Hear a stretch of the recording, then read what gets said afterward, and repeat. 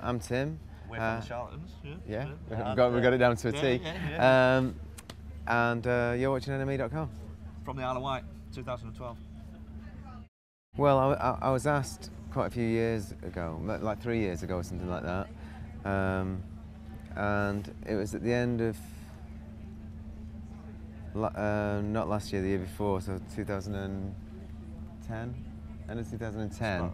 That we came back from a tour of the Charlatans album Who We Touch, and it just felt then that after me pretending that I'd been writing something to the agent who asked me to write a book, that it was actually the time to actually do it.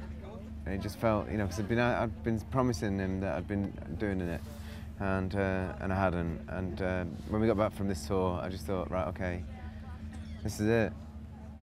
The fact that it's quite a personal thing, writing a book, it comes from the way I've seen certain things, and there were certain things that I question whether should be in it or whether they shouldn't be, and Cocainist chapter being one of them. And I would ask friends, does Cocainist have to be really? Yes, it does, doesn't it? And you know, and it's kind of like just the sort of thing you have to come to an agreement with yourself. And I wasn't sailing anyone down the river. The Charlatans are all my closest friends, and but I wanted to tell something that was honest and something that I could remember, you know.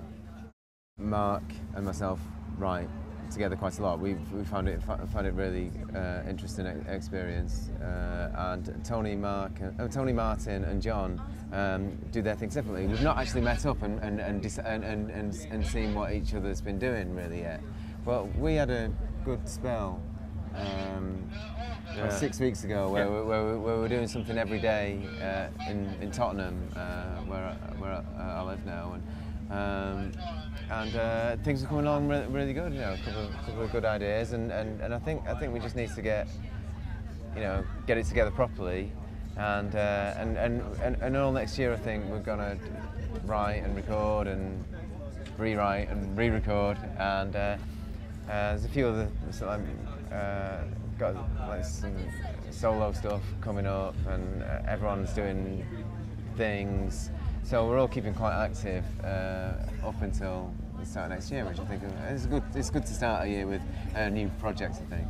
We haven't set any deadlines on ourselves yet, though, have we? We haven't said we've got to have one finished for next year. You know, maybe 2013, maybe 2014.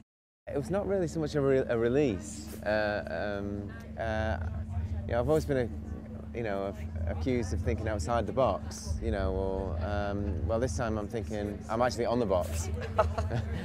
So that's kind of like, that's where I'm coming from. It looks pretty disgraceful, actually. What is it? It's well, it's marshmallows, chocolate, and there is a name for it, I think, which we borrowed heavily from one cereal, which I've forgotten what it was now. But it was actually Nick's, made up round at my friend Nick's mate's Brian's mum's.